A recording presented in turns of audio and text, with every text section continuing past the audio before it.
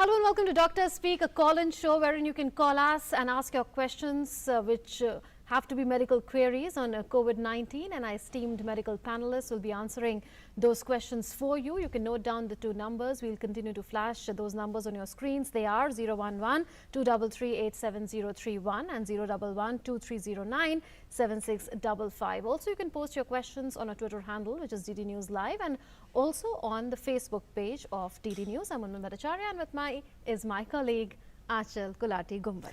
शुक्रिया मुनमुन। तो जाहिर सी बात है, जिस तरह से मुनमुन ने आपको बताया, ये कॉल इन शो है जिसका नाम है डॉक्टर स्पीक, और लगातार खास तौर पर कोविड-19 से जुड़े तमाम जो आपके संदेह, असमंजस की स्थिति है, कुछ भी आप जानना चाहते हैं तो आप हमें यहाँ कॉल कर सकते हैं। और सबसे अहम बात, इस शो को शुरू करने से पहले हमारी तरफ से आपकी ये अपील है जो लगातार इस मंच के माध्यम से हम आपसे करते हैं कि स्टे होम, स्टे सेफ, क्योंकि यही एकमात्र उपाय है सोशल डिस्टेंसिंग के साथ, जिससे आप कोविड-19 की वो चेन है उससे तोड़ने में आप कामयाबी हासिल करेंगे। और लगातार जो विशिष्ट डॉक्टर्स का पैनल है वो हमारे साथ जुड़ेगा जूम से, स्काइप से, और स्टूडियो में भी बेहद खास मेहमान हमारे साथ मौजूद हैं। Absolutely. So let's introduce the panelists. Joining us is Dr. Ghanshyam Pangte. He is a professor, Department of Medicine, Lady Hardinge Medical College. Dr. Soumitra Rawat, Chairman, GI Surgery, Sir Gangaram Hospital, will also be joining us virtually, and Dr. Vijay Hadda, who is Associate Professor, Pulmonary Medicine, AIIMS, also will be joining us virtually. So let's get started with Dr. Pangte.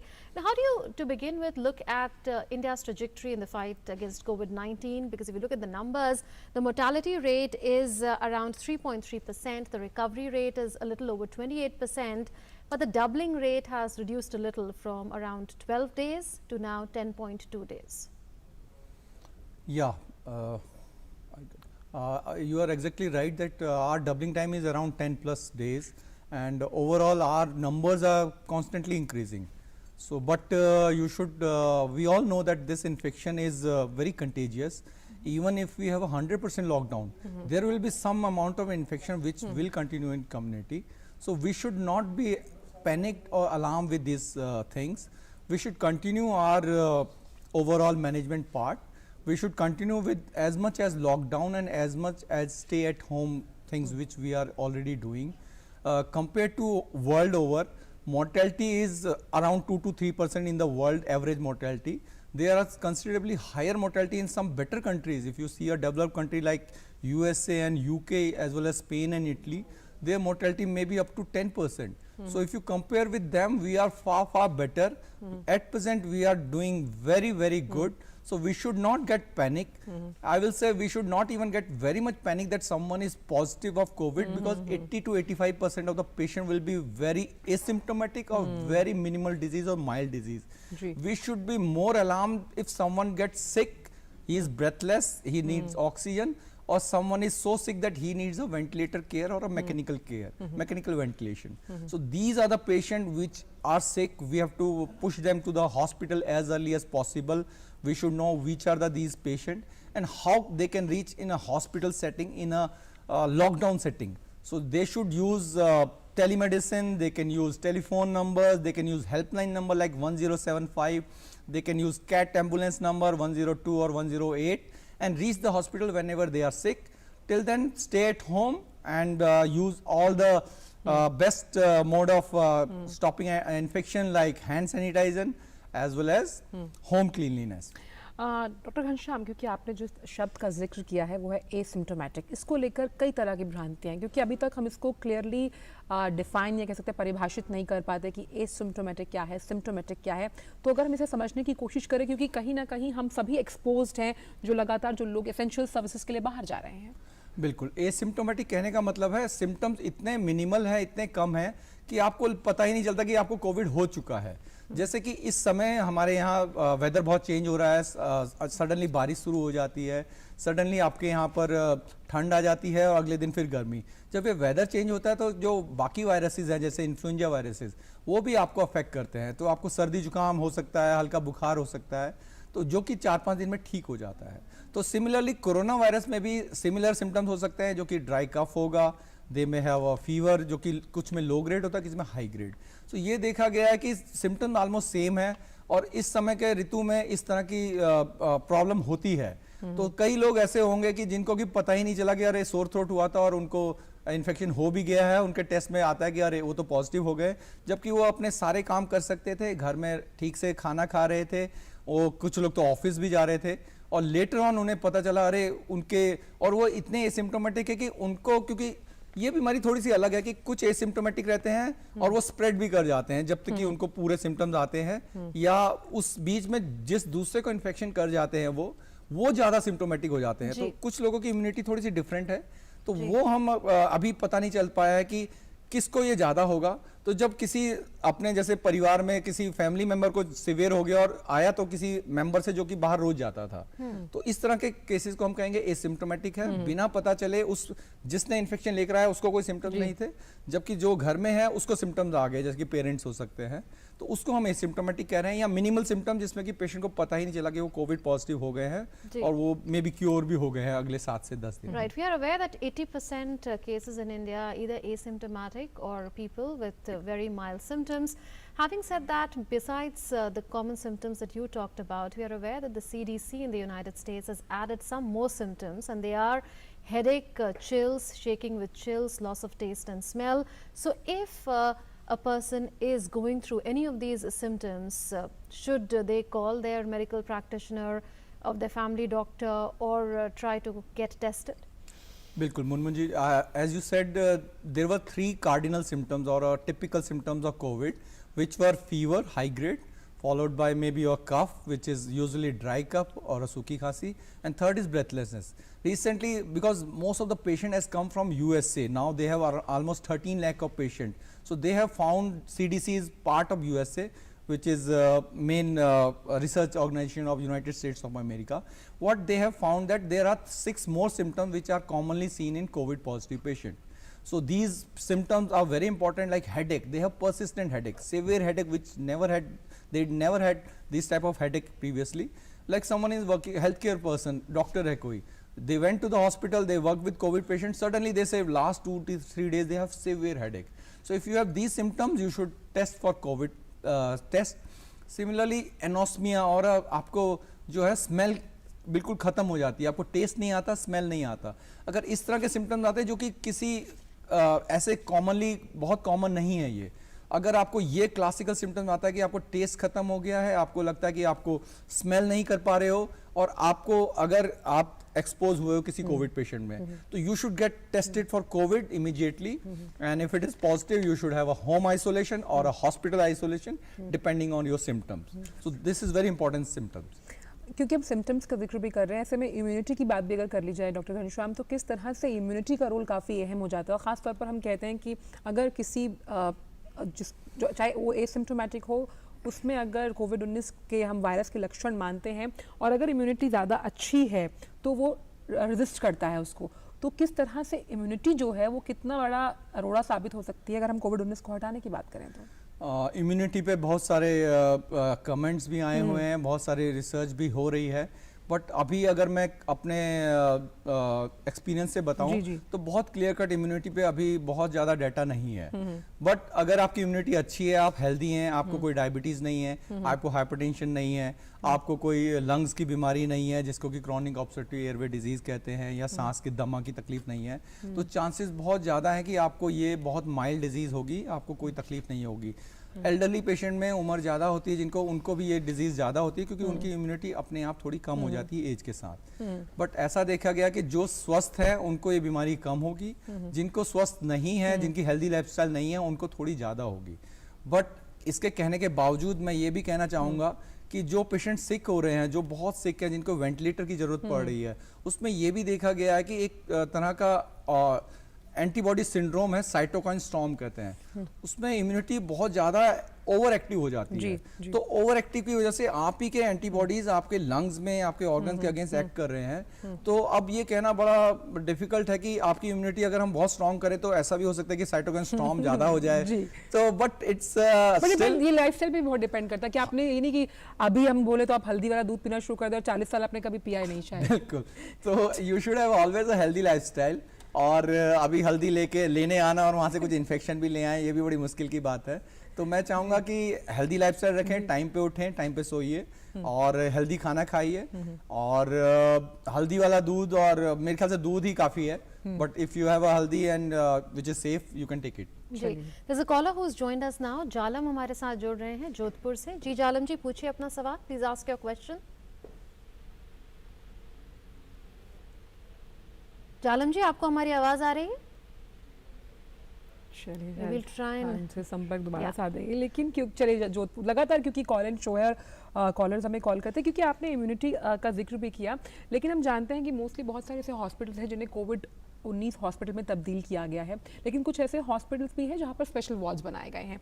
अब ऐसा तो है नहीं कि खाली कोविड-19 वाले ही patients वहाँ जाते हैं, लेकिन और भी बहुत से पेशेंट्स हैं जिनकी थेरेपीज होती हैं, लाइक डायलिसिस है, कीमो है। उनके लिए किस तरह की एहतियात बरतने की ज़रूरत है, क्योंकि हॉस्पिटल्स तो अपना काम कर ही रहे हैं, बट जो उनके साथ लोग जाते हैं उनके लिए किस तरह के मापदंड होने चाहिए जो वो एहतियात के तौर पर, प्रिकॉशन के तौर पर ले सकें? मैं ये बहुत ही क्लियर कट बताना चाहूँगा कि अभी गवर्नमेंट ने 3 तरह के हॉस्पिटल में सबको डिवाइड कर दिया है। सबसे पहले सीसीसी या कोविड केयर सेंटर है, दूसरा डेडिकेटेड कोविड हॉस्पिटल सेंटर है, और तीसरा डेडिकेटेड कोविड हॉस्पिटल है, डीसीएच कहते हैं। तो इस तरह में डिवाइड कर दिया है। जो डेडिकेटेड हॉस्पिटल है उसमें सिर्फ कोविड मरीजों को ही देखा जाएगा, बाकी मरीजों को वहाँ पर नहीं लेकर जाना है, और उसी के साथ जो पैरेलल हॉस्पिटल हैं उनको नॉन कोविड अनाउंस कर दिया है, ताकि बिकॉज ये इतना संक्रामक डिजीज़ है या कंटेजियस डिजीज़ है, अगर आप कोविड और नॉन कोविड को मिला के रखते हैं तो उनको भी स्प्रेड हो जाएगा, और हेल्थ केयर वर्कर्स को भी हो जाएगा, जो कि इस समय बड़े जी जान से इस वायरस के अगेंस्ट लड़ाई कर रहे हैं और अपनी पूरी सेवा दे रहे हैं। तो लेकिन जो डायलिसिस पेशेंट होते हैं, जिनको कि बार बार हॉस्पिटल आना होता है, और पेशेंट जो कि रेगुलर हार्ट डिजीज़ हैं, जब वो रेगुलर अस्पताल आते हैं तो उनके चांसेस बहुत ज़्यादा है कि वो उनमें इन्फेक्शन हो जाए। अगर उनमें कोई भी सिम्टम्स आता है या फिर अगर उनको एसिम्टोमेटिक भी है, तो कई जगह पे जो जहाँ पर जैसे आपके कंटेनमेंट जोन है, जो रेड जोन है, उस एरिया में कई जगह जो गाइडलाइंस आई हैं स्टेट की और सेंट्रल की, वो कहती है कि उनमें टेस्ट करना, कोई टेस्ट कर लेना चाहिए, लाइक पीसीआर टेस्ट अभी अवेलेबल है, जो कि बताता है कि उस पेशेंट से इन्फेक्शन हेल्थ केयर वर्कर को हो सकता है, नहीं हो सकता है। तो आप उनका टेस्ट कर सकते हैं, बट आपको एहतियात के तौर पर पर्सनल प्रोटेक्टिव इक्विपमेंट सबको यूज़ करने हैं, जिसमें कि इस तरह का एक N95 मास्क आपको पहन के रखना है। हेल्थ केयर वर्कर्स के लिए मैं बात कर रहा हूँ, जनरल पब्लिक रेगुलर मास्क पहन सकती है, और इस तरह के आईसीयू सेटिंग में या डायलिसिस सेटिंग में आपको पूरा पीपीई किट भी पहनना है, ताकि आपको इन्फेक्शन ना हो, और ठीक जगह पे इसे उतारना भी है, जिसको कि डॉफिंग कहते हैं, क्योंकि अगर डॉफिंग एरिया में अगर ठीक से नहीं उतारा तो वो वायरस स्प्रेड कर सकता है, और हेल्थ केयर वर्कर जो कि आपका क्लास 4 या कोई सफाई कर्मचारी है, उससे आपको फिर स्प्रेड हो जाएगा।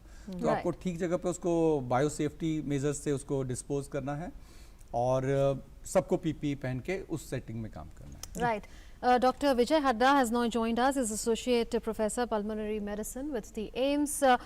Dr. Hadda, the guest in the studio, Dr. Ghanshyam, has been talking about the importance of wearing PPEs and N95 masks, coveralls, etc. for doctors while treating COVID-19 patients. But are there different guidelines that have come in from the government for COVID hospitals, for non-COVID hospitals, for COVID blocks, for non-COVID blocks, in terms of these PPEs, and are these guidelines being strictly followed?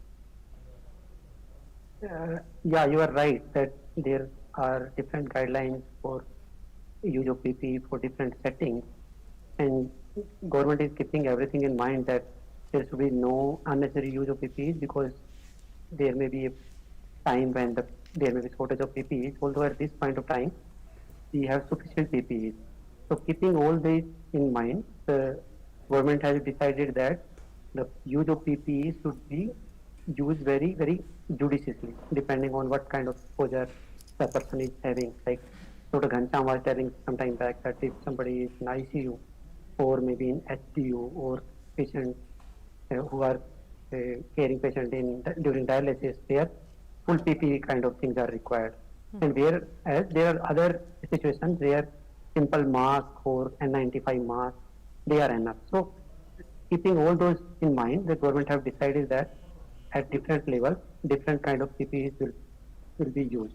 So I think if we follow all those guidelines, then we can use the PPEs at optimum level, and simultaneously we can avoid the infection also. जी, और लगातार हमारे साथ doctors का जो panel जुड़ा हुआ है, हमारे साथ डॉक्टर सौमित्र रावत भी जुड़ गए हैं स्काइप पर सर गंगाराम हॉस्पिटल से और चेयरमैन है सर्जिकल डिपार्टमेंट। डॉक्टर रावत, लगातार क्योंकि ये फ़ोन इन शो है हमारे पास, तो तमाम सोशल मीडिया प्लेटफॉर्म्स हैं, उससे भी सवाल आते हैं। तो एक दर्शक ने हमें सवाल भेजा है, चलिए थोड़ी देर में जुड़ेंगे, लेकिन हमारे साथ यहाँ स्टूडियो में डॉक्टर घनश्याम मौजूद हैं। डॉक्टर घनश्याम, लगातार हमारे पास सोशल मीडिया प्लेटफॉर्म्स से भी सवाल आते हैं, तो एक ऐसा ही सवाल हमारे दर्शक ने भेजा है कि जो दही हम यूज़ करते हैं, अगर लोग उसे घर पर नहीं बना रहे और बाहर से लेकर आ रहे हैं, वो कितना सेफ़ है, क्योंकि उन्हें नहीं पता है कि वो दूध किस तरह से किस पर्टिकुलर टेम्परेचर पर उबाला गया होगा या क्या है। तो क्या इज इट सेफ इस माहौल में बाहर से लेकर आना?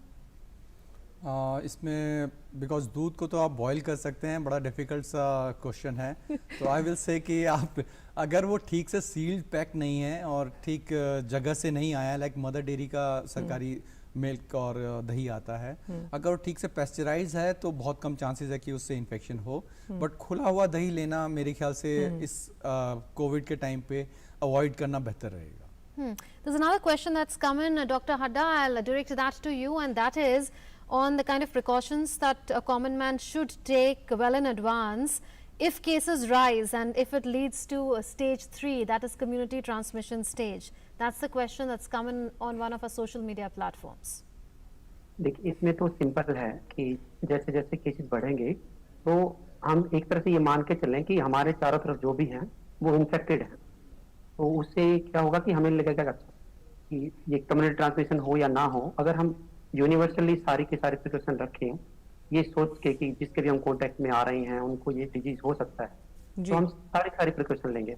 जैसे अगर मैं बात करूं कि कोई हेल्दी पर्सन है वो बाहर जाता है, तो सेम प्रिकॉशन, जैसे कि हम बोलते हैं कि आप मास्क पहने बगैर बाहर मत जाइए, अननेसेसरी हाथों को मुंह पे या नाक पे आंख मत टच कीजिए, हैंड हाइजीन को थोड़ा इम्प्रूव कीजिए, बार बार हाथ धोइए सोप वाटर से या अल्कोहल बेस्ड रब से। तो अगर हम ये सारी चीजें करेंगे तो चाहे वो कम्युनिटी ट्रांसमिशन हो या ना हो, मेरे को लगता है कि काफी हद तक हम इस चेन को तोड़ सकते हैं या स्प्रेड को रोक सकते हैं। तो आई थिंक अगेन मैं वही बोलूंगा कि आप अपने पर्सनल जो हमारी हैबिट्स हैं उनको ही हमें प्रीडोमिनेटली टारगेट करना पड़ेगा, उन्हीं को चेंज करना पड़ेगा।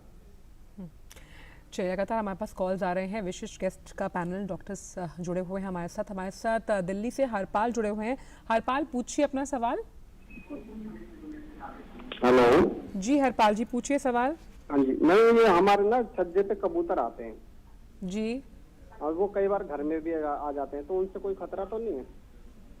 डॉक्टर घनश्याम, सवाल ये Exactly, I couldn't hear it. मेरे वो ख्याल ये से वो कहना कबूतर। हाँ, वो कहना चाह रहे हैं हमारे जो छत है उस पर कबूतर आते हैं, और कभी कभी क्योंकि अगर घर खुला है तो मतलब दरवाज़ा खिड़की खुली है तो वो घर के अंदर बेडरूम में भी आ जाते हैं, तो क्या कोई खतरा तो नहीं? जैसा कि कहने को तो ये कहा जा रहा है कि ये कोविड वायरस जो आया हुआ है बैट से आया हुआ है, बट अब ये ह्यूमन टू ह्यूमन ट्रांसमिशन कर रहा है। बट ऐसा कोई डाटा नहीं है कि ये वापस बर्ड्स में चला गया या बैट में चला गया है, और कबूतर या पिजन पे तो बिल्कुल भी नहीं है। तो मुझे नहीं लगता कि आपको इतना शक करना चाहिए या इतना डरना चाहिए कि कबूतर घर के अंदर आ गए हैं। बट साफ सफाई आपको रखनी चाहिए, क्योंकि कबूतर से कुछ और बीमारियां भी हो सकती है। तो बट कोविड बहुत ही अनलाइकली है कि कबूतर आपके घर में ले आए। जी, तो बिल्कुल लगातार क्योंकि इस तरह की अफवाहें और भ्रांतियां होती हैं जो हमेशा कहीं ना कहीं क्लैरिटी उस पर आनी बहुत ज़रूरी है। लगातार हमारे पास जो सोशल मीडिया प्लेटफॉर्म्स हैं उससे भी सवाल आ रहे हैं, और सवाल जब आप हमें भेजते हैं या करते हैं, अगर फ़ोन करते हैं तो प्लीज़ एक छोटी सी रिक्वेस्ट है कि अपने जो टीवी की वॉल्यूम है आप उसे कम करें। डॉक्टर घनश्याम, एक और सवाल ये भी है कि जो इन्फेक्शन है उसको लेकर लगातार लोगों में एक डर ये होता है कि अगर मान लीजिए किसी कोविड पेशेंट से वो मिलते हैं तो क्या उसी दिन से वो मान लें कि उनमें भी वो जो इन्फेक्शन है वो ट्रांसफ़र हो गया है? ये जो टाइम स्पैन है, इस टाइम स्पैन को हम किस तरह से एलॉबरेट कर पाएंगे? बिल्कुल, ये बहुत ज़रूरी है कि हमें ये जानना ज़रूरी है कि कोविड इन्फेक्शन कब इन्फेक्टिव है और कब वो दूसरे को करेगा, और आपको कब वो टेस्ट कराना है। बिकॉज अगर आप जल्दी कराओगे तो टेस्ट भी आपको फॉल्स टेस्ट देगा, नेगेटिव है। तो आइडियली गवर्नमेंट की गाइडलाइंस भी है कि कब करना है। पहले हम ये ज़रूर बताना चाहेंगे कि ये बीमारी, जैसे आज मुझे इन्फेक्शन होता है तो करीबन 5वें या 7वें दिन तक मुझे सिम्टम्स आ सकते हैं उसके, और इसी ड्यूरेशन के अराउंड वो सबसे ज़्यादा इन्फेक्टिव होता है। उस समय वो अगर छींक मारता है, खांसी करता है, और उस समय अगर वो बातें भी करता है तो थोड़े से जो उसके ड्रॉपलेट्स हैं, फोमाइट्स हैं, वो उसके 1 से ज़्यादा से ज़्यादा जोर से छींक मारेगा तो 2 मीटर के डिस्टेंस तक उसकी ड्रॉपलेट्स जा सकते हैं, उनको वायरस हो सकता है, उनको ये वायरस से इन्फेक्शन हो सकता है। तो अगर वो मास्क पहनेंगे तो वो इन्फेक्शन कम होगा। तो बचने की बात करें तो उस जिसको इन्फेक्शन का डर है वो सब मास्क पहने, और बाकी जो जिसको सिम्टम्स आ रहे हैं उसको भी मास्क पहनना है। बट आपको टेस्ट जो करना है, गवर्नमेंट की गाइडलाइन, ICMR की गाइडलाइन है कि 5वें से 14वें दिन के बाद ही करना है। तो अगर मुझे पता चले कि मैं मैं डॉक्टर हूँ, मेरे डॉक्टर को पॉजिटिव आ गया है, अगर मुझे याद है कि कल मैं उससे मिला था, वो पॉजिटिव था, तो I will get it tested done after 5 to 7 days. तो मे बी 6ठे दिन मैं टेस्ट अपना कराऊंगा कि कहीं मुझे तो नहीं हुआ। लेकिन अगर मैंने अपना मास्क पहना हुआ है, जैसे मैं हॉस्पिटल में N95 मास्क पहनता हूँ, मेरे कलीग ने भी N95 मास्क पहना हुआ है, या इवन सर्जिकल मास्क पहना हुआ है, तो अगर मैं 1-2 मीटर के डिस्टेंस में हूँ तो मुझे टेस्ट कराने की कोई ज़रूरत नहीं है, अनटिल अनलेस मुझे सिम्टम्स आ जाए कोविड के। अगर मुझे तेज़ बुखार आने लगे, मुझे खांसी शुरू हो जाए, मुझे ब्रेथलेसनेस शुरू हो जाए, तभी मुझे टेस्ट कराना चाहिए। इवन अगर मैंने मास्क पहना है तो मुझे टेस्ट की ज़रूरत नहीं है। अगर मैंने बिना मास्क के उस व्यक्ति से बात की है तो मुझे 5वें दिन के बाद 14वें दिन के अंदर टेस्ट कराना चाहिए। Okay. There are more questions that have come in on social media. Dr. Hadda, there are two linked questions that have come. And one is that do we see light at the end of the tunnel? That is that what medical science is saying as far as the end of the coronavirus is concerned, because he's saying he's read at many places that only when 70% of the people are infected will this virus end. He's referring to the herd immunity concept. The linked question is, I want to ask that how long will coronavirus live?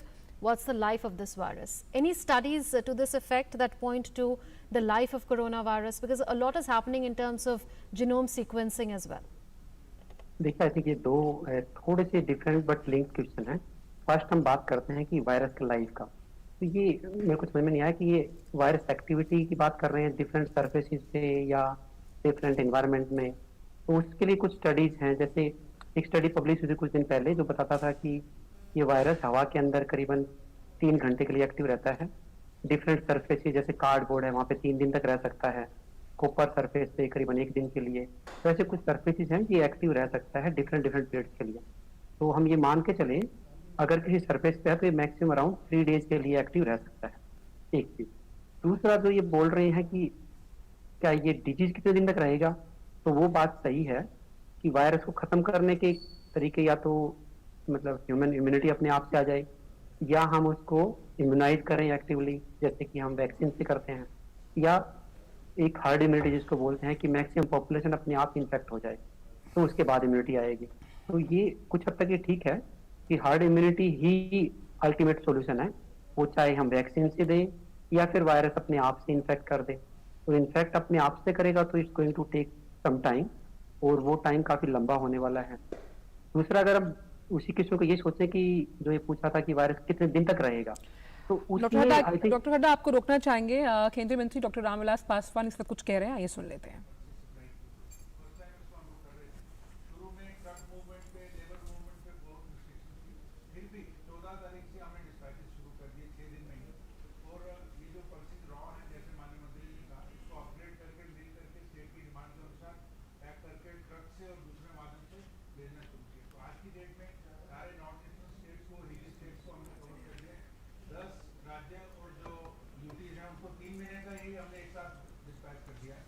बाकी जो बड़ी बड़ी states हैं उसमें dispatch चल रहा है, मई महीने का भी डिस्पैच हमने शुरू कर दिया। ये जो चैलेंजेस अभी आ रहे हैं कोविड की रिस्ट्रिक्शन है, कई जगह में मिल्स अभी तक बंद चल रही है, जैसे इंदौर है या गंगानगर एक साइड में, वहाँ प्रकोप ज़्यादा है, वो मिल्स फुली नहीं फंक्शन कर रही है। तो ये सारे कंस्ट्रेंट्स के बावजूद हमारी तरफ से पूरी कोशिश हमने की है कि स्टेट्स को पहुँचाए, और अब वितरण भी शुरू हो गया। तो अब आने वाले 2 महीनों में बहुत जल्दी इसको कंप्लीट करके सबको वितरित कर दें। हाँ आप बतलाइए, आपको इसमें दाल के ऊपर में कुछ पूछना हो तो पूछ सकते हैं। सर, पंजाब स्टेट लगातार कह रहा है कि जितनी डिमांड हम लोगों ने दाल की थी उतनी दाल हम लोगों को दी नहीं गई है। इसमें कितनी चाहिए दाल वाला का मांगी और कितनी आप लोगों ने? देखिए, पंजाब को हर एक स्टेट ने 3 महीने का डिमांड हमने कैलकुलेट किया है। पंजाब की मंथली रिक्वायरमेंट जो है 3600 मेट्रिक टन है, जहाँ तक कि हमने आज तक 6560 मेट्रिक टन उनको डिस्पैच कर दिया, और उनको उसके अगेंस्ट में 5200 3 टन उन्होंने रिसीव भी कर लिया है, तो जो कि एक पिछले महीने की अलॉटमेंट से ऑलमोस्ट डबल है, तो 2 महीने का लगभग उनको पहुंच गया। तो 3 महीने का एक साथ जो है उसमें तो समय लगेगा, जैसे बोले मिलिंग चल रही है, तो वो भी आने वाले 4-5 दिन में कंप्लीट हो जाएगा। पंजाब को उन्होंने ब्लैक दाल मांगी है, जो ब्लैक उड़द है, तो और 5-6 दिन में हो जाएगा। लेकिन 1 महीने का तो हम दे चुके हैं, दूसरे महीने का भी ऑलमोस्ट कंप्लीट हो गया। मंत्री जी आपने ट्वीट भी किया था कि पंजाब सरकार सिर्फ 1% डिस्ट्रीब्यूट करने में कामयाब रही है। अब ये डिस्ट्रीब्यूशन का फिगर इम्प्रूव हो गया है, अब ये 16% देखिए ये डिस्ट्रीब्यूशन, देखिए पंजाब का जो है, इनका जो है पंजाब का 3 महीने के लिए जो है, जो अप्रैल से लेकर के जून तक जो इनका बनता। तो वहाँ पर जो मीडिया पर्सन थे उनके साथ इंटरेक्शन करते हुए केंद्रीय मंत्री रामविलास पासवान, प्रधानमंत्री गरीब कल्याण योजना पर चर्चा चल रही थी। वापस शुरू करते हैं हमारे सवाल जवाब। लगातार जो है डॉक्टर्स का पैनल हमारे साथ जुड़ा हुआ है। डॉक्टर घनश्याम, जिस तरह से लगातार हम जो सवाल हमारे पास सोशल मीडिया से आ रहे हैं, उसमें से साफ तौर पर एक सवाल हमारे पास ये भी आया है कि जब हम बात करते हैं तमाम जो डेवलपिंग नेशंस हैं, वहाँ से इस तरह की न्यूज़ सामने आती है कि सीवियर कॉम्प्लिकेशंस हैं, फीवर, कफ एंड कोल्ड। तो ऐसे में सीवियर कॉम्प्लिकेशंस की जो एक डेफिनेशन है उस इंसान के लिए जो कोविड-19 से लड़ रहा है, या अगर वो एसिम्प्टोमेटिक है तो वो क्या है, वो जो सीवियर कॉम्प्लिकेशंस के तमाम ऐसे लक्षण हैं, हम उसको किस तरह से परिभाषित कर सकते हैं?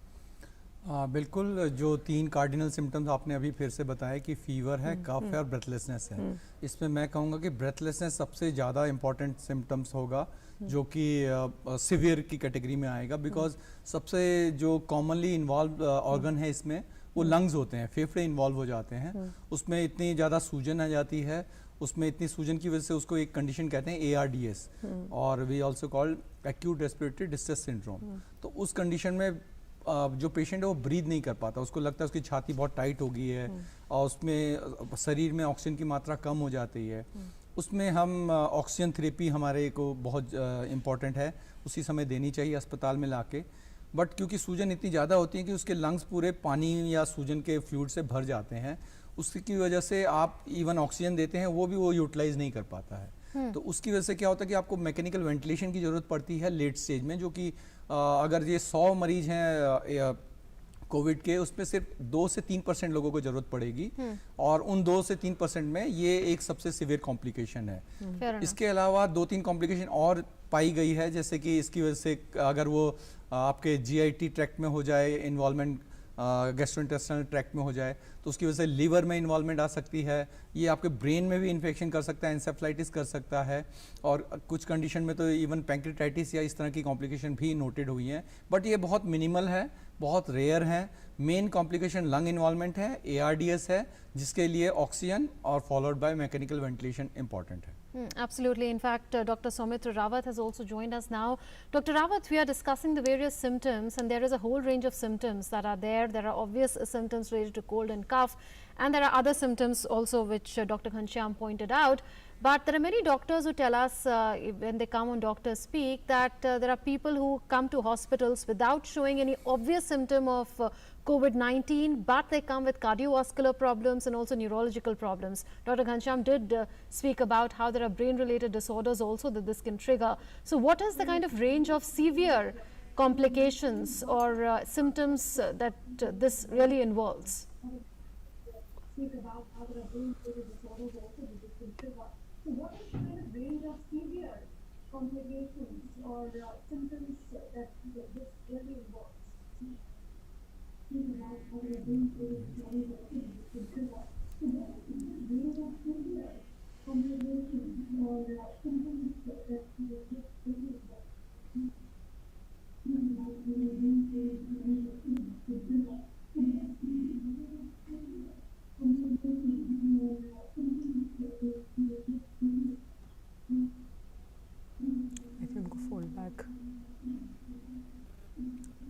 Can you hear us, Dr.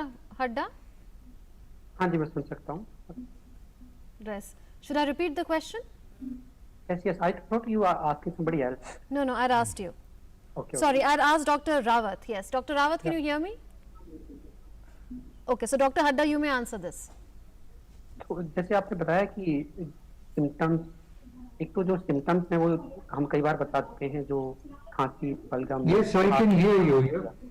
तो बट एक जो इम्पोर्टेंट पॉइंट है जो हम डिस्कस करते हैं कि चाहे हम माने या ना माने, चाहे वो डाटा हो या ना हो, एक इम्पोर्टेंट सेक्शन ऑफ पेशेंट होता है जिनको कोई भी सिम्टम नहीं होता। और कई जगह पर ये भी बताया गया है कि करीबन ऐसे मरीज करीबन 30 से 40% भी हो सकते हैं जिनको इन्फेक्शन है और कोई भी दिक्कत नहीं है, ना उनको बुखार होता, ना खांसी होती, ना ये जो बाकी सिम्टम जैसे बॉडी पेन होना या ब्रेन की दिक्कत, कुछ भी नहीं होता है। एक दूसरा ये है कि हर दिन हम नई नई रिपोर्ट पढ़ते हैं कि आज कोविड का पेशेंट स्ट्रोक के साथ आ गया, मतलब अचानक से ब्रेन में कुछ हो गया है। फिर अचानक से पढ़ते हैं कि आज एक पेशेंट एमआई के साथ में आ गया, मतलब एक्यूट कार्डियक अटैक के साथ आ गया। कुछ दिन पहले एक रिपोर्ट थी कि एन्केफेलाइटिस के साथ आ गया। तो जैसे जैसे ये टाइम आएगा और आगे, तो हम शायद इसकी डिफरेंट प्रेजेंटेशन भी देखेंगे और दुनिया भर में अलग अलग डॉक्टर अलग अलग इसके रिपोर्ट कर रहे हैं केसेस की, उन्होंने किस तरह के मरीज देखे हैं। तो आई एम श्योर कि जैसे जैसे टाइम बीतेगा तो जितने हम देख चुके हैं इसके अलावा बहुत सारी चीजें देखने को मिलेंगी। हो सकता है कि फ्यूचर में हमें पता लगे कि तो कान को भी इन्वॉल्व करता है, आंख को भी इन्वॉल्व करता है, ये हमें पता नहीं अभी। बेसिकली हम ये बताना चाह रहे हैं, पर अनयूजुअल कॉम्प्लिकेशन बहुत सारी, जैसे स्ट्रोक के साथ कुछ दिन पहले यहाँ पे पेशेंट एडमिट हुए थे और ऐसे ही हार्ट अटैक के साथ आना, तो ये आई थिंक एटिपिकल प्रेजेंटेशन हो सकते हैं डिजीज जी। और डॉक्टर रावत भी लगातार हमारे साथ जो है। डॉक्टर रावत, लगातार जिस तरह से हमारे पास सवाल सोशल मीडिया प्लेटफॉर्म से आ रहा है, ऐसा ही सवाल हमारे पास ये आया है कि किस तरह से क्या हमें जो हम बाहर से, यानी कि घर से बाहर जाकर सामान लाते हैं, एसेंशियल सामान है जिसमें ग्रॉसरीज हैं, आपका दूध है, दही है, तो क्या जो यूवी लाइट पैनल होता है जिसे इंस्टॉल अगर घर में सिर्फ कोविड के टाइम पे किया जाए, क्या वो इतना कारगर साबित होगा, खासतौर पर इन्फेक्शंस को किल करने के लिए जो भी बैक्टीरियाज हैं?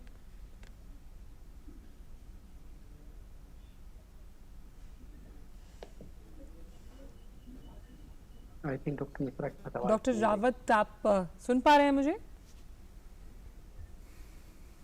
चलिए डॉक्टर रावत के पास वापस जाएंगे। डॉक्टर घनश्याम, मैं आपसे ये सवाल पूछना चाहती हूँ क्योंकि जितनी ज़्यादा बातें आती हैं उतने ज़्यादा विकल्प सामने आते हैं कि यूवी पैनल अगर इंस्टॉल कर दें और जो सामान हम लेकर आते हैं खाली पानी से धोना अगर उसको इतना इनफ नहीं है, तो क्या यूवी पैनल वो सारे बैक्टीरिया, वो इन्फेक्शन, वो कोविड को मार सकता है या नहीं? बिल्कुल, आपका ये जिसने भी इसके बारे में सोचा है, मैं कहूँगा बहुत अच्छा सोचा है, because this is new virus and we have to be innovative in treating और keeping with competition with this. So UV light has been proved to be effective against virus also. तो कोविड के against use कर सकते हैं। Recently अभी देखा गया कि एयरलाइन में जब लोग बैठते हैं तो आप यूवी रेज से उस पूरे एयरलाइन को डिकंटेमिनेट कर सकते हैं, स्टरलाइज कर सकते हैं। तो यूवी रेज एक अच्छा उपाय होगा, लेकिन मुझे नहीं लगता कि दूध के लिए आप यूवी रेज यूज़ करें। मेरे ख्याल से दूध को बॉयल कर देंगे तो वायरस वैसे ही मर जाएगा, बट यूवी रेज को आप किसी अदर यूज़ में ला सकते हैं। बट अगर कोई यूवी रेज करके कच्चा दूध पीना चाहे तो वो ज़्यादा मुझे लगेगा कि कुछ ज़्यादा प्रयोग हो रहा है। But UV rays is a good option, should be tried. Doctor Hadda, एक सवाल और आया है, वो ये है कि which is the best way to disinfect a strip of medicine? Is the best way to disinfect through soap and water और हैंड सैनिटाइजर? अच्छा, देखिए इसमें तो कोई ज्यादा सोचने की बात नहीं है, चाहे आप सोप वाटर से करें या सैनिटाइजर से करें। ये सेम वैसे ही है जैसे कि हम सरफेस को क्लीन करते हैं, आप सैनिटाइजर से कर सकते हैं, सोप वाटर से कर सकते हैं। तो I think soap water is good option, आप सोप वाटर से कर सकते हैं बिल्कुल। और क्योंकि वायरस बहुत ज्यादा रोबस्ट या स्टर्ड नहीं है, बहुत ही नाजुक वायरस है, इवन सिंपल सोप वाटर से आप क्लीन करेंगे तो अब से कुछ ही आप उसको वायरस इनएक्टिव हो जाएगा। तो आप वाटर यूज करें। और साथ ही क्योंकि हम बात डॉक्टर घनश्याम में कर रहे हैं क्योंकि लोगों को लगता है जो लोग ऑफिस नहीं जा रहे हैं लेकिन किसी न किसी वजह से वो एक्सपोज्ड है बाहर के एनवायरनमेंट में सामान लेने के लिए, तो इस तरह के ऑप्शंस भी सामने आते हैं। क्या मैं ऑनलाइन सामान मंगवा लूँ, और अगर मैं ऑनलाइन मंगवा रहा हूँ सामान तो मुझे किस तरह की एहतियात बरतनी चाहिए? ऑनलाइन सामान आप मंगा सकते हैं, खासकर अभी पूरी ऑनलाइन फैसिलिटी तो नहीं है। मेरे ख्याल से जो इसेंशियल्स हैं वो डिलीवर हो रहे हैं, और अगर आप कंटेनमेंट जोन में नहीं है तो वहाँ पर कुछ एक्स्ट्रा डिलीवरी है।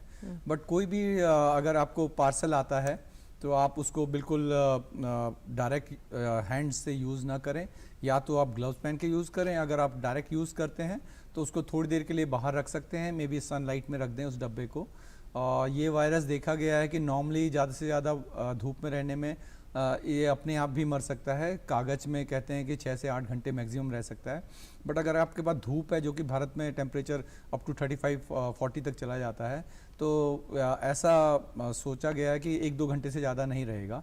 वहाँ रख सकते हैं, या आप अपने पास सैनिटाइज़र है जो 70% अल्कोहल यूज़ करके उसको इमीडिएटली आपको खोलना है तो आपको स्प्रे करके साफ़ करके यूज़ कर सकते हैं, या घर में आप ब्लीच का यूज़ कर सकते हैं। 1% ब्लीच बना लीजिए, और जो कि सोडियम हाइपोक्लोराइड होता है सॉल्यूशन, उससे भी साफ़ कर सकते हैं। और जो भी आपने डब्बे को हाथ लगाया उसके बाद आप अपने हाथ सोप या फिर सैनिटाइज़र से ज़रूर धो लें। Dr. Hadda, another question on social media is that I wanted to ask, we are constantly hearing that corona can infect through the eyes, but it affects the lungs. So essentially the viewer wants to know the relationship between touching the eyes and the infection spreading to the lungs. देखिए, ऐसा है कि virus को body के अंदर जाने के लिए कोई वो चाहिए, मीडियम। तो हमारी जो ओपनिंग है, या तो माउथ है, नोज है, आईज है और ईयर्स हैं। ये तीन ही ओपनिंग है। इनमें से जो माउथ, नोज और आई, ये इनमें ज़्यादा पाया गया है कि ये वायरस इजीली जैसे म्यूकोजा के कांटेक्ट में आता है। तो म्यूकोजा में ब्लड सप्लाई काफ़ी होती है, आई थिंक वो एक रीजन हो सकता है। और दूसरा, जैसे हम सांस लेते हैं तो सीधा ये अंदर जाता है। तो आई थिंक आईज के थ्रू जैसे हम टच करते हैं तो वो भी एक ओपनिंग है अंदर जाने के लिए, तो आईज से जा सकता है ये। और डॉक्टर घनश्याम, लगातार इस तरह की भी बातें सामने आती हैं कि ये वायरस, क्योंकि हम इसको संक्रमण से जुड़ा हुआ वायरस मानते हैं, तो क्या ये हवा से है, पानी से है? इस तरह की जो क्लैरिटी है वो आप किस तरह से दे पाएंगे, क्योंकि लगातार हम ये जानते हैं कि ये फैलता है, तो कौन कौन से सोर्सेज हो सकते हैं जहाँ सबसे ज़्यादा ये है? ये लगातार कई दर्शक हमें अलग अलग फॉर्म्स में इस तरह के सवाल पूछते हैं। अभी तक का जो डाटा है, जो कि फोमाइट्स या ड्रॉपलेट इन्फेक्शन, तो हवा से ही कह रहे हैं, जो कि उस कोई संक्रमित व्यक्ति है जो इन्फेक्टेड कोविड पेशेंट है, उसके 1 मीटर या 2 मीटर तक ही इन्फेक्शन यूजुअली होता है। पानी में अभी डायरेक्ट इन्फेक्शन स्प्रेड होता है, ऐसा कोई डाटा अवेलेबल नहीं है।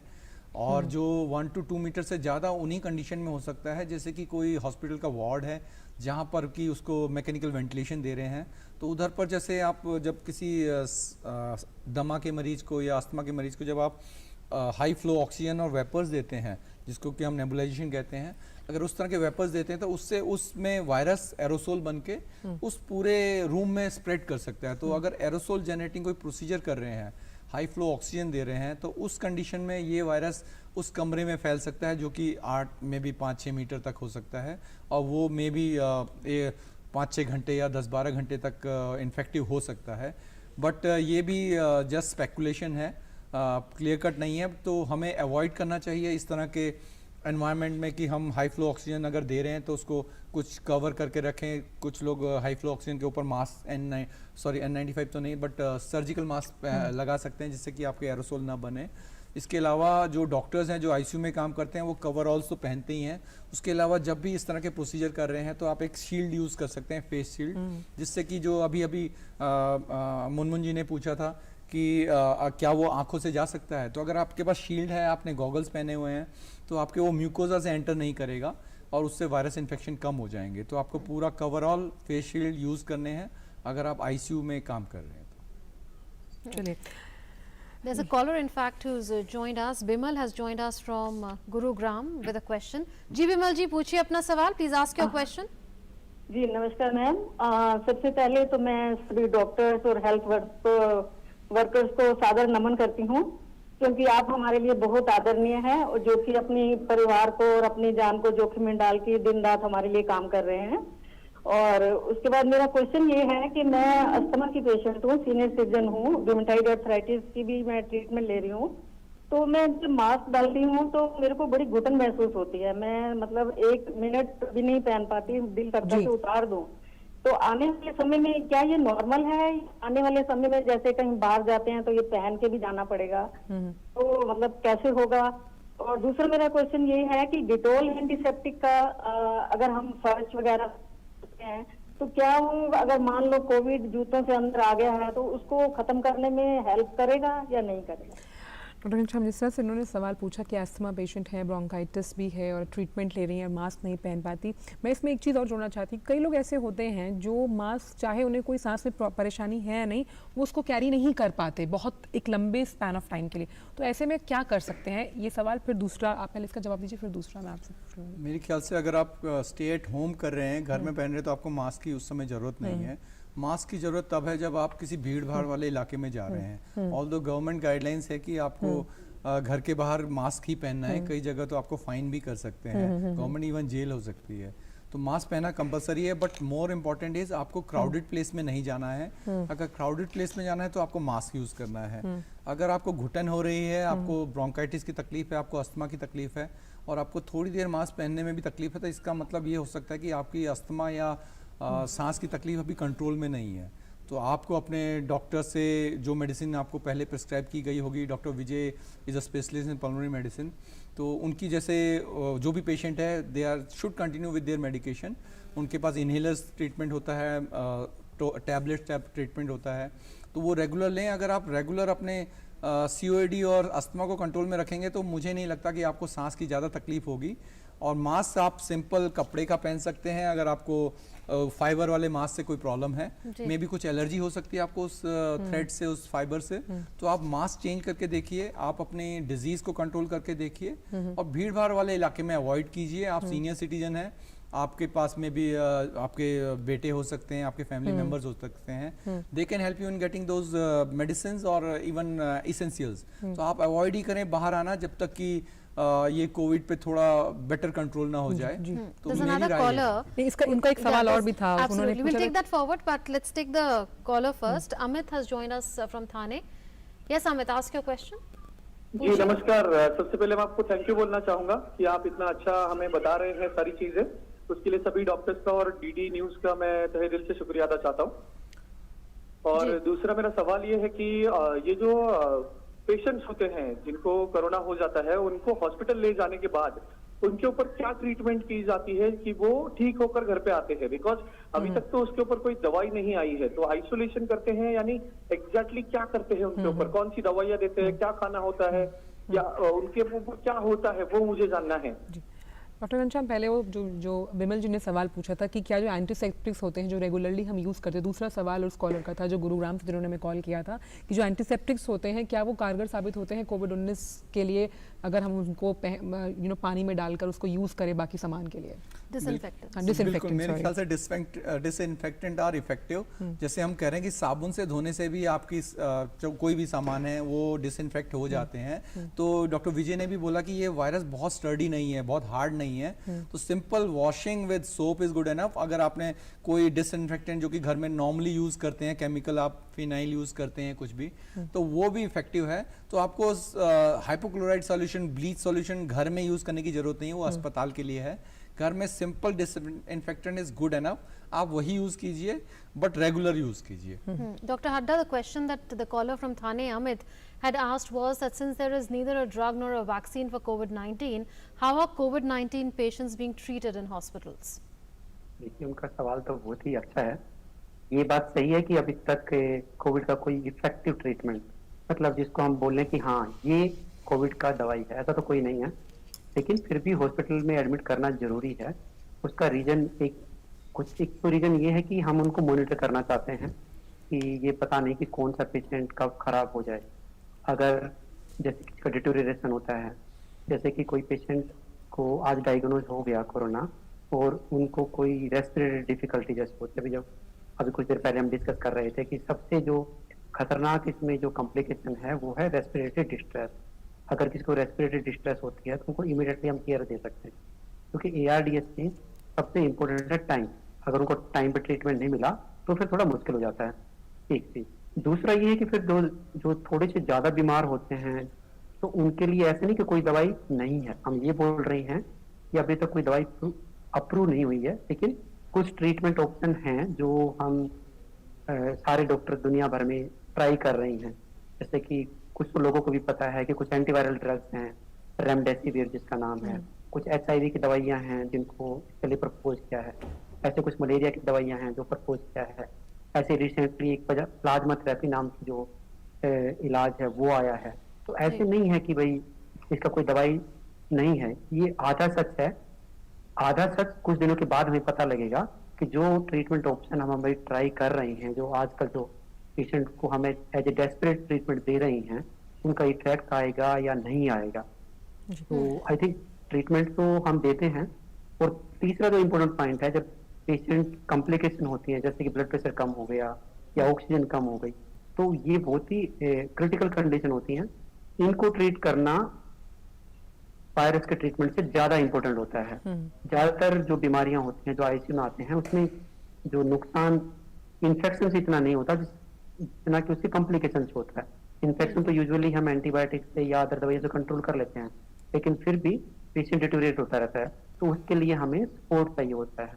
अगर पेशेंट को सांस नहीं आता तो ऑक्सीजन या वेंटिलेटर, ब्लड प्रेशर कम होता है तो ब्लड प्रेशर की दवाइयाँ, और इस तरह से किडनी काम नहीं करते तो किडनी के लिए सपोर्ट सिस्टम जैसे डायलिसिस।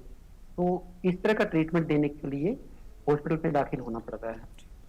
जी डॉक्टर घनश्याम, जिस तरह से डॉक्टर हड्डा ने कहा कि तमाम तरीके के ट्रीटमेंट्स हैं, लेकिन अगर एक कारगर इलाज की बात की जाए तो अभी हम उसको नहीं कह सकते। जैसे प्लाज्मा थेरेपी, जिसको लेकर कई बार बात हुई है, प्लाज्मा थेरेपी की अगर बात की जाए तो कितना इस दिशा में कितने आगे हम बढ़ सकते हैं और कितनी ज़्यादा पॉसिबिलिटीज़ नज़र आती हैं आपको इस थेरेपी को लेकर?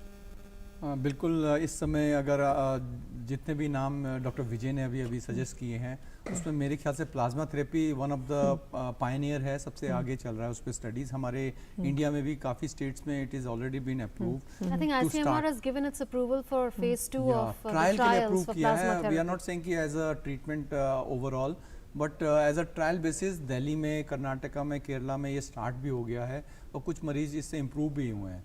इसमें क्या किया जाता है कि किसी जो जैसे हमने बोला कि 80-90% जो कोविड के पॉजिटिव पेशेंट होते हैं वो रिकवर कर जाते हैं मिनिमल सिम्टम्स या एसिम्प्टोमेटिक होके, तो उनके शरीर से हम एक प्लाज्मा निकाल लेते हैं जो कि ब्लड का पार्ट है, लिक्विड पार्ट है, और इसको हम कन्वल्सेंट प्लाज्मा कहते हैं, बिकॉज इसमें एंटीबॉडीज़ होते हैं जो कि उस व्यक्ति को उस एंटीबॉडीज़ ने हेल्प किया था उस वायरस को के ऊपर जीतने में या उसको क्योर करने में।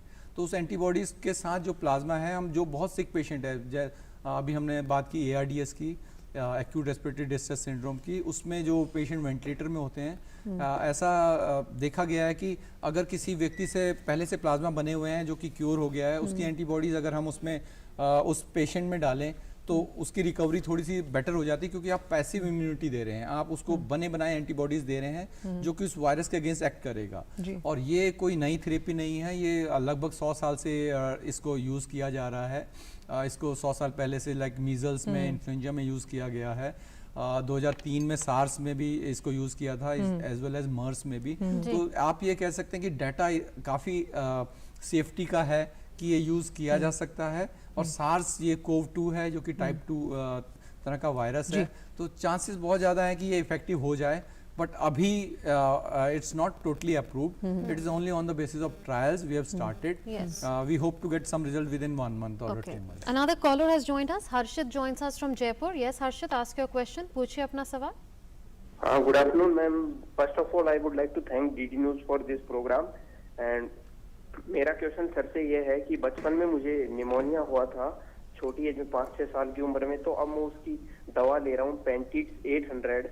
तो अभी क्या वो दवा तो मेरी रेगुलरली है भी, पर अभी क्या मैं बाहर जाता हूँ तो थोड़ा मुझे सांस वगैरह लेने में, मास्क लगाता हूँ तो दिक्कत होती है, तो क्या उससे कुछ है क्या इसका रिलेशन कोविड-19 का उस निमोनिया से? जी, आप हड्डा जी इसका जवाब देंगे। वो कह रहे हैं कि वो निमोनिया के पेशेंट रहे हैं और मेडिसिन ले रहे हैं, लेकिन जब बाहर जा रहे हैं तो उनको सांस लेने में तकलीफ हो रही है, तो क्या उनको कोविड-19 हो सकता है? सॉरी, मेरे को लगता है कि देखो, ये जो निमोनिया की बात कर रही हैं, तो हो सकता है बचपन में इनको कुछ निमोनिया हुआ होगा और उससे कोई रेस्पिरेटरी कॉम्प्लिकेशन हो गई। सॉरी, तो मेरे को लगता है शायद उनको ब्रोंकाइटिस हो गई कि बचपन में जब वायरल इन्फेक्शन होता है या निमोनिया होता है तो उससे लंग्स में कुछ स्कार रह जाते हैं या डैमेज रह जाता है, जिसको हम ब्रोंकाइटिस बोलते हैं। और उसी की शायद इनको बार बार अटैक हो रहे होंगे, एक्सरवेशन हो रहे होंगे। और अभी जो इनको ये दिक्कत हो रही है, ऐसा नहीं है कि कोविड की वजह से होगी, हो सकता है कि वो अंडरलाइन डिजीज है वो कंट्रोल में नहीं है और उसी की वजह से शायद ये जो मास्क लगाते हैं तो उसको दिक्कत हो रही है। जैसे कुछ देर पहले एक और मरीज के बारे में बात कर रहे थे, तो इनको आई थिंक एक बार दोबारा डॉक्टर से कंसल्ट करना चाहिए, कि देखना चाहिए कि ये पुराने वाली बीमारी अनकंट्रोल्ड है कि नया कुछ हो गया है। पर जैसे ये बता रही हैं कि थोड़ा लंबा ड्यूरेशन है, तो मेरे को लगता है कि जो पहले का डिजीज है वो ही शायद कंट्रोल में नहीं है। तो एक बार डॉक्टर से कंसल्ट करना चाहिए इनको। जी जी डॉक्टर घनश्याम, जिस तरह से हम बात करते हैं सभी मेडिकल टीम की, और लगातार जो कॉलर्स हमें कॉल कर रहे हैं वो आप लोगों की हौसला अफजाई करते हैं, और बिल्कुल सलाम है आप लोगों के जज्बे को। लेकिन जो लोग कोविड-19 से लड़कर वापस घर होकर पहुंचते हैं, ठीक होकर, उनका मनोबल किस तरह से बढ़ाया जाता है? क्योंकि कहीं ना कहीं एक संदेह मन में रहता है उनके साथ वालों के भी कि भाई वापस तो नहीं आ जाएगा वायरस, तो उसको बढ़ाने में किस तरह से जो उनके आसपास के लोग हैं उनका रोल कितना अहम हो जाता है? तो डॉक्टर से तो अपना काम कर दिया। मेरे ख्याल से ये सबसे ज़रूरी इस समय मैसेज आना चाहिए कि हमें किसी को स्टिग्मेटाइज नहीं करना है, किसी के ऊपर ये धब्बा नहीं लगाना है कि आपको कोविड हो गया था। लोग अपने सोशल मैसेजेस में, ग्रुप्स में किसी के घर के बाहर एक स्टिकर लगा हुआ है कि ये क्वारंटाइन हाउस है, ये आइसोलेशन हाउस है, वो सबको स्प्रेड कर रहे हैं जैसे कि वो एक अछूत की बीमारी हो गई है इसको, या वो घर अछूत हो गया है। मतलब इतनी पैनिक करने की जरूरत नहीं है। It's just a self limiting disease. इस डिजीज की एक ड्यूरेशन है, यूजुअली ज्यादातर लोगों को ये 14 दिन में ठीक हो जाएगा, और 14 दिन के बाद कुछ लोगों को थोड़ा सा वायरस शरीर में रह सकता है, उसके कारण 14 दिन का एक एक्स्ट्रा क्वारंटाइन देते हैं, होम क्वारंटाइन। तो टोटल 28 दिन बाद ये बीमारी लगभग 80 से 85% लोगों में बिल्कुल ठीक हो जाएगी। उनको ये भी नहीं पता होगा कि एक्सेप्ट फॉर वो पुराने सोशल मैसेजेस कि उनको कभी कोविड हुआ था। तो आपको पैनिक नहीं करना है, बस 14 से 18 दिन तक उनसे सहानुभूति करनी है, उनके हेल्प करनी है। बिकॉज उनको हेल्प कैसे मिलेगी? तो सिर्फ पुलिस वाले या हेल्पलाइन नंबर से उनको हेल्प मिलेगी। तो आपको सोशल सपोर्ट देना है उन लोगों का। और 28 दिन बाद, जैसे कि हमने अभी प्लाज्मा थेरेपी की बात की थी, मे बी आप अगले 28 दिन बाद आपको इन्फेक्शन हो सकता है। नहीं, उसी से नहीं कह रहा हूं मैं, ये बहुत कंटेजियस वायरस है। ऐसा हमारी मेडिकल फ्रेटर्निटी में क्लियर कट ये मैसेज है कि ये अगले 3 से 6 महीने में पूरे भारत को या पूरे वर्ल्ड को इन्फेक्ट कर सकता है। ठीक है, हर्ड इम्यूनिटी आने में 3 से 6 महीने लगेंगे, तो सबको हो जाएगा। और यही जो ट्रीटेड पेशेंट है, यही आपको प्लाज्मा देंगे, जो कि आपके अगर आप सिक हो जाते हो आप that is in fact already happening. There are many patients who've recovered who've offered to donate their plasma, and that is all the more reason why they should not be stigmatized. There's another caller who's joined us. Yogesh is joining us from Delhi. जी योगेश, पूछिए अपना सवाल, ask your question. जी योगेश, पूछिए सवाल। मैं doctor Ghanshyam ji से बात करना चाहता हूँ कि मेरे को हाई बीपी है, मेरी उम्र 65 ईयर है। मैं ऑलमाइटी करके एक टेबलेट लेता हूँ, जैसे बीपी तो मेरा ठीक है, लेकिन मेरा मुंह जो है वो बहुत सूखता है। और दूसरा क्वेश्चन मेरा ये है कि मैं जब खाना खाता हूँ, लंच या डिनर, उसके बाद बहुत ज़्यादा खांसी आती है, और जब कफ बाहर निकलता है तो मेरे को आराम महसूस होता है। उसके लिए मेरे को क्या करना चाहिए? जी डॉक्टर घनश्याम। बिल्कुल, आपने मुझसे प्रश्न किया है, लेकिन ये आपको अपने डॉक्टर से एक बार सलाह लेनी चाहिए। पहली बात तो ये, अगर आपको हार्ट डिजीज है, आपको हाइपरटेंशन है थोड़ा सा, और एज भी है, तो you are in part of that risk factor. आपको थोड़ा सा रिस्क ज़्यादा है। अगर आपको कोविड हुआ तो आपके अस्पताल में भर्ती होने के चांसेस ज़्यादा हैं। 80-85% हम कह रहे हैं नहीं होगा, लेकिन आप उन 15% 20% में आ जाएंगे। अगर कोविड हुआ, आप अगर बाहर ज़्यादा एक्सपोज हुए तो आपको ज़रूरत पड़ेगी। रिगार्डिंग आपकी कफ, आपने एक ड्रग का नाम बताया है जो कि ओल्मीसार्टन ड्रग का कंपोनेंट है, जो कि एक तरह का एस इनहिबिटर है। इस एस इनहिबिटर में ऐसा देखा गया कि 5% या 5% या उससे थोड़ा कम में कुछ लोगों को ड्राई कफ की कंप्लेंट होती है। ये इसका नोन साइड इफेक्ट है। तो अगर ये ड्रग के स्टार्ट करने के बाद आपको ये कफ शुरू हुआ है, तो आप अपने डॉक्टर से मिलिए, आप उनसे ये इन्फॉर्म करिए और अपनी ड्रग चेंज कर लीजिए। हाइपरटेंशन की बहुत सारी दवाइयां हैं इस समय में, हमारे पास 15-20 दवाइयां हैं, ऑल आर वेरी इफेक्टिव। आप उनमें से कोई और ड्रग यूज करिए अगर आपको कफ परसिस्टेंट है, और इसको नोट कीजिए कि इससे फर्क पड़ा नहीं पड़ा। अगर आपको दवाई चेंज करते ही फर्क पड़ गया तो most likely this was part of your drug side effect which is cough और अ ड्राई कफ। आप चेंज करिए, और इससे मुझे नहीं लगता कि आपको कोविड से कोई, ये कफ से कोई रिलेशन है।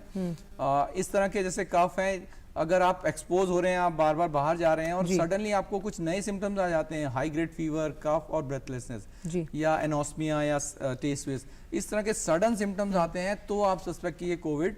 अदरवाइज सिंपल कफ बहुत कॉमन है इंडिया में, इतने तो उसको आपको नजरअंदाज करना है, लेकिन आप ड्रग पे हैं, try to change your drug. जी डॉक्टर, क्योंकि समय बहुत कम है हमारे इस खास कार्यक्रम में, डॉक्टर घनश्याम आप इस शो पर आए, आपने अपने इतने अहम विचार हमारे सभी जो कॉलर्स हैं उनका जवाब दिया, बहुत बहुत शुक्रिया अपने विचार साझा करने के लिए। और साथ ही डॉक्टर रावत आपका भी बहुत बहुत शुक्रिया, इन डॉक्टर हड्डा बहुत बहुत शुक्रिया आपका इन सभी सवालों का जवाब देने के लिए और अपने जो विचार हैं इस मंच से साझा करने के लिए। तो मुनमुन, जिस तरह से लगातार हमने देखा जो कॉलर्स हमें कॉल करते हैं, एक बहुत ही पॉजिटिव चीज़ मैंने आज देखी कि किस तरह से वो जो तमाम जो मेडिकल स्टाफ है उनकी हौसला अफजाई, उनको नमन, उनको सैल्यूट कर रहे थे। और यही हौसला अफजाई की ज़रूरत है, क्योंकि अभी हम घर पर हैं, स्टे होम स्टे सेफ कर रहे हैं, तो ये कर्तव्य बनता है कि किस तरह से हम उनमें ऊर्जा का संचार करें, क्योंकि वो तो वहाँ अपना काम कर ही रहे हैं। Absolutely. It's really heartening to see that the perception is changing for good towards corona warriors or COVID warriors like health professionals and others. Well, thank you to all the viewers as well for having asked some very pertinent questions by calling us or by posting your questions on various social media platforms. And make sure that social media platforms of Dr. Speak really keep buzzing in the days forward as well. And that's it then in this edition. We'll see you again at 2 p.m. tomorrow. Until then, goodbye. नमस्कार।